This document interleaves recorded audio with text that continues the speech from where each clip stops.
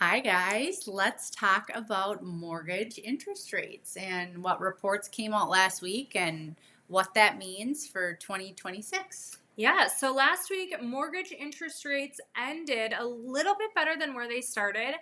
Number one report is the inflation report. Inflation is down, so that's fantastic. Right. But job numbers, there were a ton of job openings in the month of January. Yes, 130,000 jobs. It's a lot. So all of 2025, there was $180,000 or 180,000 jobs. We're so used to talking in money. We I've really done it are. like 5 times today. I have too. Yeah. Um, Typically, this negatively impacts that mortgage interest rate, right? So the fact that the economists are still forecasting to see these rates coming down with inflation being down, right? Yeah, it's great. Crazy. Yep, it's great. So inflation's down, job numbers are up. Right. That didn't negatively impact us, which is good. Not at all. Now, let's talk a little bit about what the economists, follow very closely, and that's that 10-year treasury. Yep. So, the 10-year treasury, best case scenario, what are they forecasting that to be at? 3.8%. So, now the 30-year mortgage interest rate typically follows that 10-year treasury on a 1.8 spread. And that just means the difference between the 10-year treasury and 30-year is about 1.8, okay? So what we are looking at is a simple mathematical equation. If economists are saying, okay, 3.8, that difference is 1.8, that brings us to best case scenario mortgage interest rates going down to what this year, Jen? 5.625%.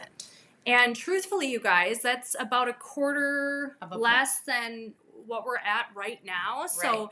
they're really not coming down Very that quickly. low very quickly. And so essentially what we're trying to say is the market is stabilizing. Right. It's more of a balanced market. This is definitely more of a healthy market, right? That inflation numbers are coming down. We don't see interest rates going super low anytime soon. In fact, it would take a lot of movement in the jobs market and some other economic indicators for us to feel more of an impact than that 5.625. We're also thinking that we probably won't even see that quarter of a point difference until when? Late summer, early fall. And obviously we don't have a, ball where we can absolutely predict where they will be, but based on all of the information that we have and the economists we follow, this is kind of what we're leaning towards. Yeah, absolutely.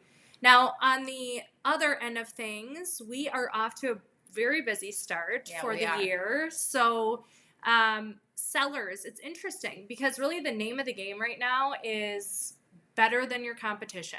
Yes. That's really, really what matters, right? Last year we saw a lot of buyer favorable terms. This year we're already seeing multiple offers on listings, but it's specific listings. And it's all about the pricing and marketing strategy that we're using. Home buyers, there's buyers out there, Yes. right? And they're strong.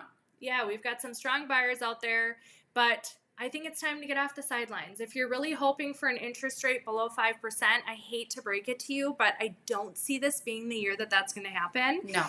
But we would just love to have a conversation with what your goals are, right? Right. And the opportunity to help. So please reach out, questions, anything that you guys need. We are definitely here to help. Yes, we would love to. Yes.